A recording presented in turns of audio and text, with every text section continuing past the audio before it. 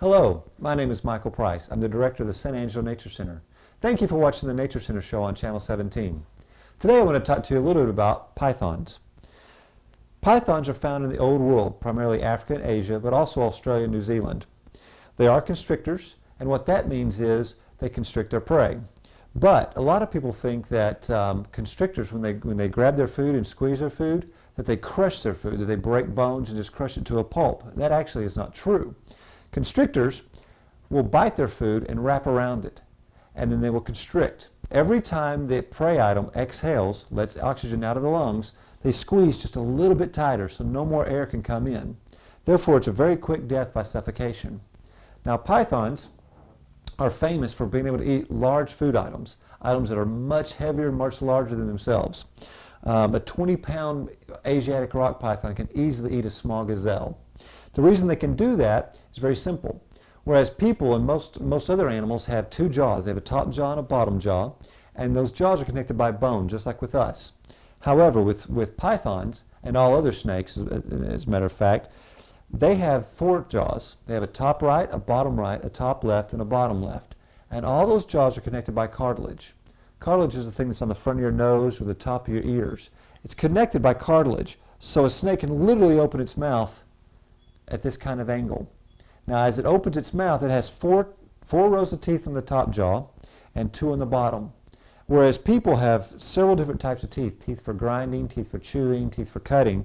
Snakes have one type of tooth, and they're small, almost like hypodermic needles, that literally pull the food down the throat of the snake.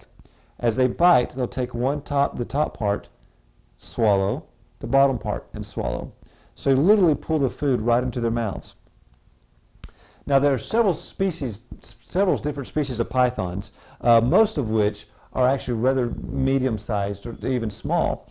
The kind that I'm holding here is known as a royal python. The pet trade is also known as the ball python or the alien python. It gets its name alien python because of the extraterrestrial heads that are on the sides of its dorsolateral body. But they're also called ball pythons because when they're scared, especially when they're first captured out of the wild, they will stick their head in the midst of their coils and make a small ball. They'll wrap up in the shape of a ball to protect itself from predators. There are a lot of ball pythons that are kept in captivity, and the reason for that is simple. They're very placid, they're very docile, and they also don't reach a large length of some of the other pythons. Ball pythons only reach a length of about 4 to 6 feet. Average much less than 6. They average around 4 feet. This one here's a 3-year-old animal, and it's about 3 feet long.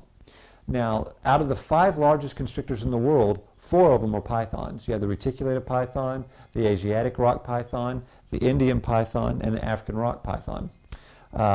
This shed skin right here actually came from an Asiatic rock python. You can see how wide and how thick this animal is. Asiatic rock pythons are also known as Burmese pythons. They can reach a length of up to 25 feet, although once again they average far less than that. 18 feet is about the average. The longest snake on record is actually a reticulated python, and it was 33 feet. But pythons are for the most part, reticulated pythons are very slender animals. The 33-foot specimen only weighed about 250 pounds. Now, pythons are like other snakes. They're cold-blooded or ectothermic.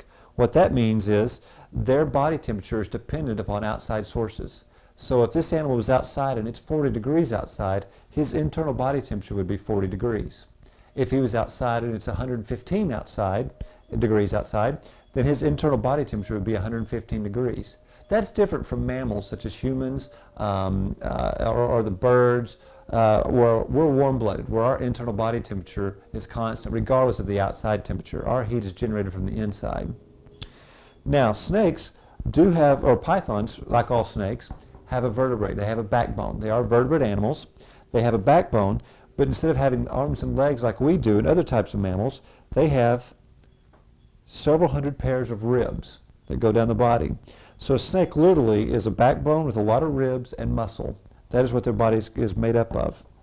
Now, one of the things that separates pythons from boas are pythons live in the Old World. Again, like I said, Africa, Asia, Australia, New Zealand, whereas boas are New World animals, primarily Mexico and South America.